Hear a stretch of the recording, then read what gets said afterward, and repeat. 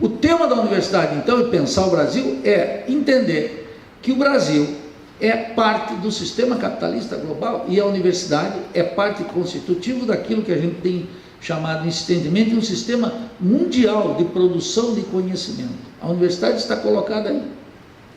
Nós não estamos aqui hoje como uma organização do Estado brasileiro, do MEC, nós estamos produzindo num contexto de um sistema mundial. Sempre foi assim, só para recordar, o que era produzido aqui durante o sistema colonial, as mercadorias que se produziam aqui, o que se plantava e o que não se plantava, o que se fazia, não se fazia, tinha íntima relação e era determinado pelo aquilo que se transformava em mercadoria no mercado mundial. O impulso do sistema colonial só era possível porque lá, na Europa, nos Estados Unidos, no comércio triangular, dava sentido para aquilo que se produzia aqui. Então nós não produzimos máquinas e equipamentos porque isso era objeto de exclusivo interesse dos ingleses e depois dos Estados Unidos. Então nós nos limitávamos a exportar produtos agrícolas, produtos minerais, etc, etc. Isso moldava a economia colonial, o colonialismo, o capitalismo colonialista, e também moldou esse período da dependência. Nesse sistema mundial de produção de conhecimento, ele tem mecanismos para usar todo o potencial científico e tecnológico dos países da periferia, e nesse sistema científico e tecnológico estão colocadas naturalmente as universidades. É conhecido, mas vale a pena repetir aqui, que os países centrais nesse sistema mundial de produção de conhecimento, cujo centro está dentro dos Estados Unidos, que é o país imperialista mais importante, num consórcio com a Europa, com o Japão e agora, de maneira muito particular, com a China, é um consórcio global. Os países periféricos participam fornecendo força de trabalho barata e força de trabalho especializada. O que é possível ver? É possível ver claramente os países capitalistas, os Estados Unidos, por exemplo, não produzem o número de trabalhadores agrícolas para tocar o estado da Califórnia, e por isso importa os trabalhadores do México e da América Central. Os escritórios de Manhattan, em Nova York, só podem ser limpos pela força de trabalho dos el-salvadorenhos, e portanto tem 220 mil el-salvadorenhos limpando os prédios do coração burguês dos Estados Unidos, vivendo em condições muito precárias e mandando para cá as remessas dos imigrantes que sustentam, que constituem o principal programa social de El Salvador, como constitui um programa poderosíssimo para os mexicanos, que as famílias que vivem aqui. Essa é a parte mais visível desse fluxo de mão de obra, e é a parte mais propagandeada pelo sistema. Então aparece uma figura como Trump, que fica escrachando e estimulando o racismo, e todo mundo fica aqui pensando que eles não nos querem. Eles nos querem parcialmente, eles nos necessitam, mas não nos querem. Esse é o ponto. Nos necessitam, mas não nos querem. E o racismo cumpre aí funções muito claras, de baixar salário, de deixar na ilegalidade, de precarizar, de expulsar, de etc, etc, etc. Essa é a função do racismo. Não é um culturalismo qualquer. Não gosto dos sudacas, não gosto dos latinos, não gosto dos negros latino-americanos. Não gostamos, mas precisamos uma parte, dizem os gringos, e importam uma parte muito importante. Essa é a parte mais visível. Mas tem uma outra parte dos Estados Unidos, que é a garimpagem dos talentos de toda a periferia capitalista para lá, dentro dos Estados Unidos. Essa garimpagem, ela é fruto de uma posição dominante, porque os Estados Unidos, Diógenes mostrou ontem aqui, os Estados Unidos, junto com 7 ou 8 países, investem, no conjunto do investimento em ciência e tecnologia no mundo, eles investem 80%, e se colocar 10 países, 90% seguramente. Quando fazem esse investimento, demandam força de trabalho qualificada. Precisamente essa força de trabalho qualificada que é produzida aqui e não pode ser absorvida. E essa força de trabalho tem que ir para lá. Quem cria essa força de trabalho? Precisamente as universidades. As universidades aqui têm uma função de criar uma força de trabalho qualificada suficientemente qualificada para ser aproveitada no motor da economia mundial. Lá, é claro, a posição dominante nesse sistema mundial de produção da economia são os estados metropolitanos, e dentro dos estados metropolitanos, os grandes monopólios, que aqui no Brasil foi elaborado com muita destreza pelo livro do René Dreyfus, uma obra póstuma, onde ele vai mostrar claramente como os grandes monopólios mundiais dominam todas as novas áreas de investimento em ciência e tecnologia, sua associação, a associação entre os grandes monopólios e a associação entre os grandes monopólios e os estados metropolitanos.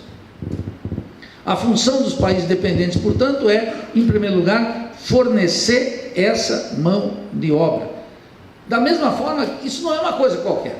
Isso não nos coloca numa situação de ninguém, de nada. Isso é fundamental. Por isso que a gente tem que ter clareza que nós não somos o pátio traseiro dos Estados Unidos, nós somos uma área estratégica para os Estados Unidos, para ter essa mão de obra disponível e para ter essa quantidade de matérias-primas, estratégicas ou não, as novas terras, os minerais estratégicos, etc., para a indústria de alta densidade tecnológica, que estão aqui no continente, que precisam estar à disposição dos Estados Unidos, tal como os Estados Unidos mapearam no mundo inteiro, vendo o que a Alemanha tinha de materiais estratégicos na Segunda Guerra e o que os Estados Unidos possuíam.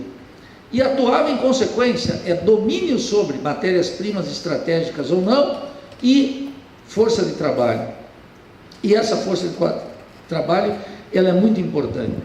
Não obstante desse sistema, há uma incompreensão básica no Brasil, mas uma incompreensão gigantesca de que esse sistema existe. E eu vou dar um exemplo triste de como isso ocorre. A Sociedade Brasileira para o Progresso da Ciência cumpriu um papel muito importante durante a ditadura e depois da ditadura foi perdendo protagonismo, até se transformar em uma organização, uma sociedade quase, não diria clandestina, mas que não orienta a opinião pública. E que não só não orienta a opinião pública, como não se constitui numa referência crítica na luta política no Brasil.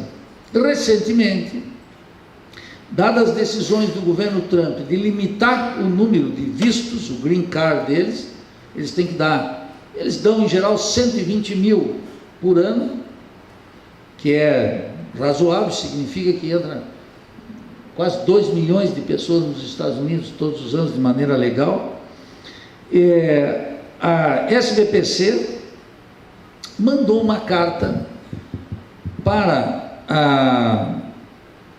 a Associação para o Avanço da Ciência nos Estados Unidos, criticando severamente a posição do governo Trump de impedir a entrada de latino-americanos e especialmente de brasileiros nos Estados Unidos. E disse o seguinte, e pasmem, você veja como a essência da Sociedade Brasileira para o Progresso da Ciência, como desconhece o funcionamento real do sistema, tal como eu disse aqui. Alega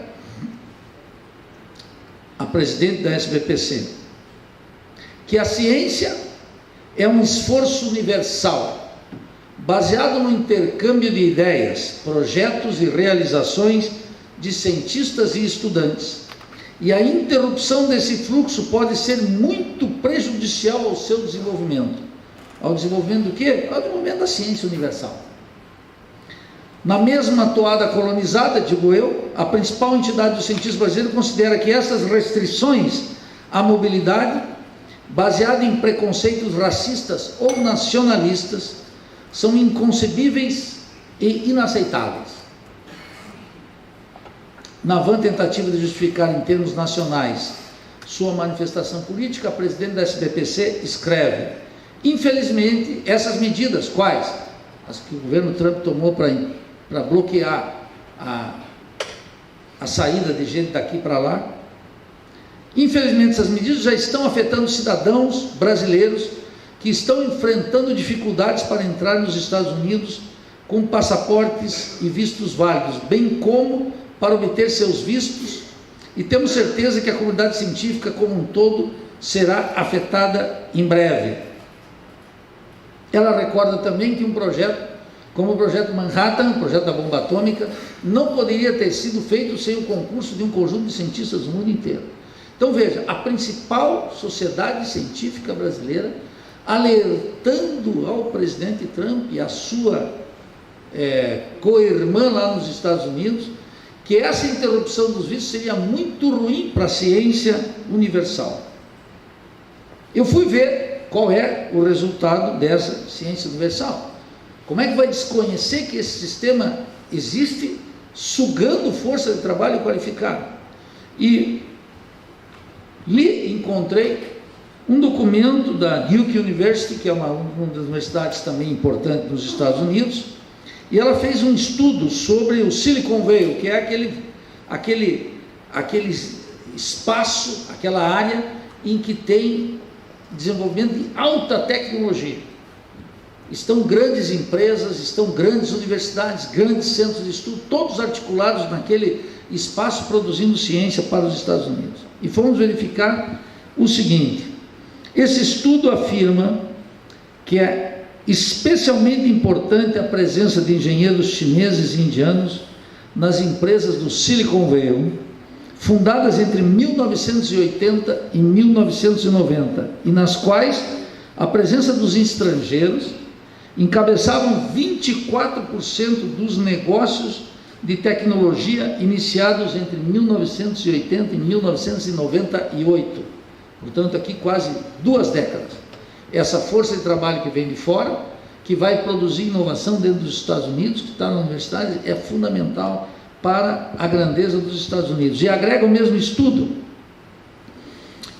os cientistas e engenheiros nascidos fora dos Estados Unidos geraram empregos e riqueza para a economia da Califórnia.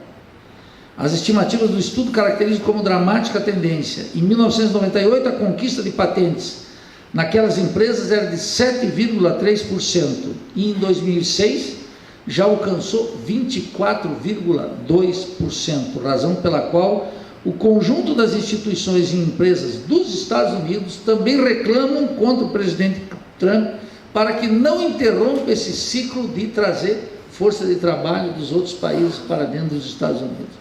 E a sociedade brasileira, para o progresso da ciência, devia estar preocupada para manter aqui os nossos cientistas. Reclama para o presidente dos Estados Unidos, em nome do multiculturalismo, que o mundo tem que ser diverso, que eles deem vistos, green card, para que mais gente talentosa saia daqui, se dirija para os Estados Unidos para registrar riqueza para a Califórnia e para as patentes dentro dos Estados Unidos. Veja que não é uma instituição a Associação Católica do Bairro da Trindade, é a Sociedade Brasileira para o Progresso da Ciência, que não compreende o sistema global e não compreende a situação de um país dependente e periférico, precisamente porque não refletiu, reflexionou não, isso é espanhol, eu estou na mistura aqui, não fez uma reflexão sistemática sobre o que é a dependência e o subdesenvolvimento, e qual é o papel que nós cumprimos aqui. Esse estudo da Universidade de Duke, ela mostra muito claramente como os Estados Unidos não conseguem produzir, e portanto necessitam puxar essa gente para a grandeza da ciência universal, não, para a grandeza da Califórnia, para a grandeza do MIT, para a grandeza de Harvard, para a grandeza das universidades gringas e, sobretudo, para a grandeza da economia estadunidense.